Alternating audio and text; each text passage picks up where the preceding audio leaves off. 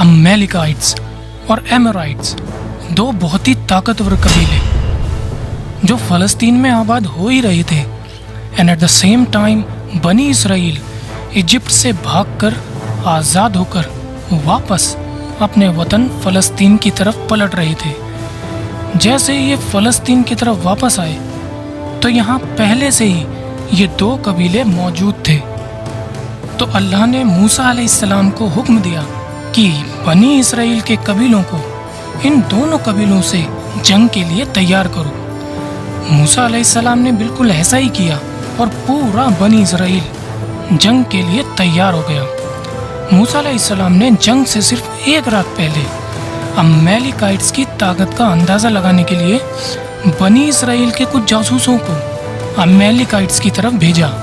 जब पूरा बनी इसराइल जंग के लिए बिल्कुल तैयार खड़ा था तो उसी वक्त इन जासूसों ने आकर मूसा अलैहिस्सलाम को बताया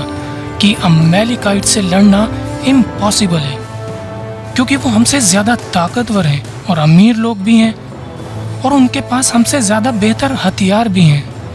ये सुनकर बनी इसराइल का सारा हौसला टूट गया और उन्होंने अपने सारे हथियार फेंक दिए और मूसा अलैहिस्सलाम से कहा कि हम इन लोगों से नहीं लड़ने वाले, आप और आपका रब इन लोगों से जाकर लड़े। बनी इसराइल की इस हरकत पर अल्लाह को उन पर बहुत गुस्सा आया और उसने तौरात में मूसा अलैहिस्सलाम से कहा कि मैंने बनी इसराइल को इतनी ज़्यादा निशानियां दिखाई, लेकिन इन सब के बाद भी इन्होंने मेरे लिए लड़ने से इनकार कर दिया। तो अब तुम सब बनी इसराइल अगले 40 सालों तक इसी रेगिस्तान में रहोगे और हर वो शख्स जो इस लड़ाई से पीछे हटा इसी डेजर्ट में मरेगा, इसी रेगिस्तान में मरेगा। यही तुम लोगों की सज़ा है। एग्जैक्टली ऐसा ही हुआ। बनी इसराइल की ग़ुलाम जनरेशन जो इजिप्ट के फ़िरौन से आज़ाद होकर फ़लस्तीन आए थे, उन सब की कब्रें इसी रेगिस्तान में बनी और इन 40 सालों में वो बिल्कुल ख़त्म हो गए। एट द सेम टाइम इन्हीं 40 सालों में मूसा अलैहिस्सलाम और हारून अलैहिस्सलाम भी इस दुनिया से चले गए। इसके बाद बनी इसराइल की एक नई जनरेशन आज़ाद सोच के साथ बड़ी हुई और उन्होंने यूशा बिन नून अलैहिस्सलाम की लीडरशिप में एक बार फिर से फ़लस्तीन को आज़ाद किया, फ़लस्तीन को फतह किया और इस तरह पूरा बनी इसराइल 500 सालों के बाद दोबारा फ़लस्तीन में आबाद हुआ। यूशा अलैहिस्सलाम ने फ़लस्तीन को फतह करने के बाद 12 हिस्सों में डिवाइड किया था और बनी इसराइल के 12 कबीलों के हवाले किया था और इन सब को कंट्रोल करने के लिए कोई एक बादशाह नहीं बल्कि हर कबीले के लिए जज का एक ग्रुप बिठाया था जो बनी इसराइल के सारे फैसले किया करता था। और अगले 300 सालों तक यही जजेस पूरे फ़लस्तीन पर हुकूमत करते रहे और जैसे जैसे वक्त बदलता गया वैसे वैसे ये जजेस भी करप्ट होते गए और सिर्फ कुछ ही पैसों के लिए तौरात की आयत को बिगाड़ कर उसे बदल कर अपनी मर्जी के फैसले देने लगे। और यहीं से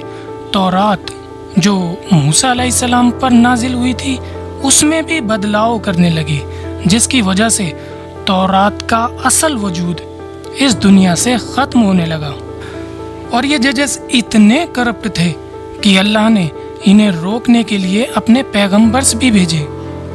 लेकिन इन जजेस ने ये जान कर भी कि ये अल्लाह के पैगंबर हैं उन्हें कत्ल करवा दिया। आखिरकार इन जजेस की 300 साल की करप्शन की वजह से बनी इसराइल बहुत ही कमज़ोर हो गए, जिसका फ़ायदा उठाकर पास ही के एक नए और ताकतवर कबीले जिन्हें फ़लस्तीन्स कहा जाता था, उन्होंने आकर बनी इसराइल पर हमला कर दिया। और इस कौम के लीडर का नाम जालूद था, जिसने बहुत ही तेज़ी से बनी इसराइल से ये सारे इलाके छीन लिए, यहाँ तक कि उनके कैपिटल जेरूशलम को भी फतह कर लिया। अब इससे आखिरकार 300 साल बाद बनी इसराइल के लोगों को ये समझ तो आ गई कि इन्हीं जजेस के गलत फैसलों की वजह से आज हम सब बर्बाद हो चुके हैं। और वो उस वक्त के पैगंबर सैमुएल के पास जमा हुए और उनसे रिक्वेस्ट की कि आप इन जजेस को हटाकर پورے بنی اسرائیل کے لیے ایک یونائٹڈ اور پاورفل بادشاہ چوز کریں تاکہ ہم اپنے ان نئے دشمنوں کا مقابلہ کر سکیں۔ سیمیول نے اپنا پہلا اور پاورفل بادشاہ چوز کیا جس کا نام طالوت تھا۔ تو اب طالوت بنی اسرائیل کی فوج کو جمع کر کے جالوت سے مقابلہ کرنے کے لیے روانہ ہوئے۔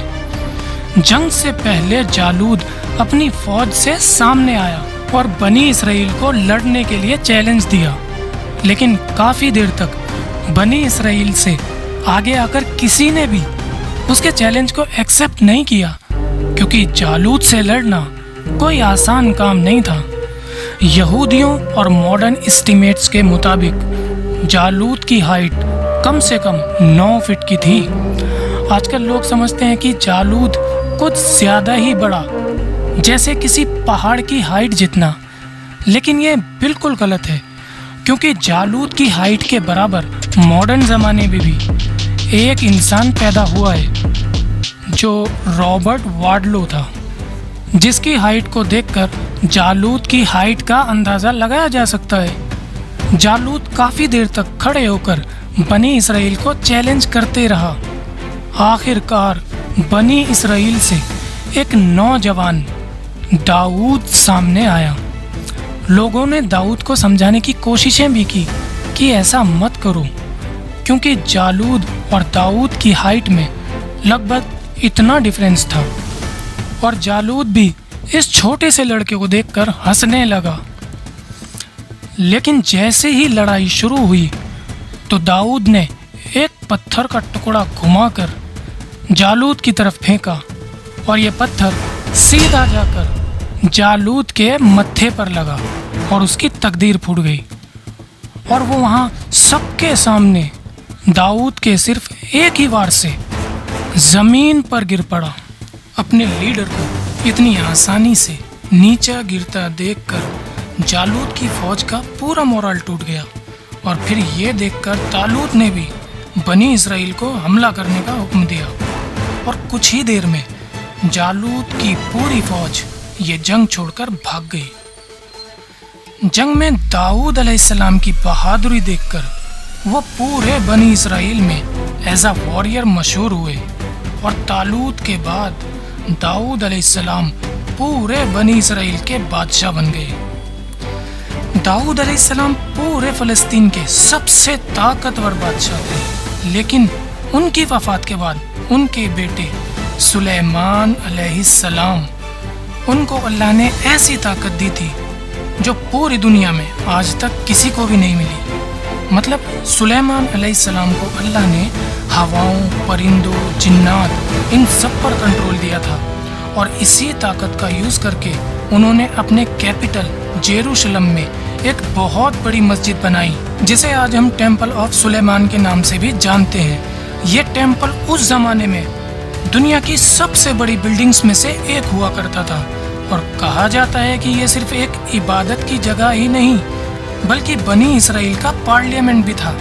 جہاں سے سلیمان علیہ السلام اپنی پوری امپائر کو چلاتے تھے۔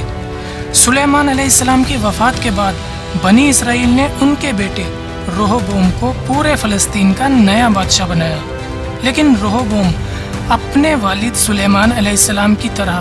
کوئی ذہین بادشاہ نہیں تھا،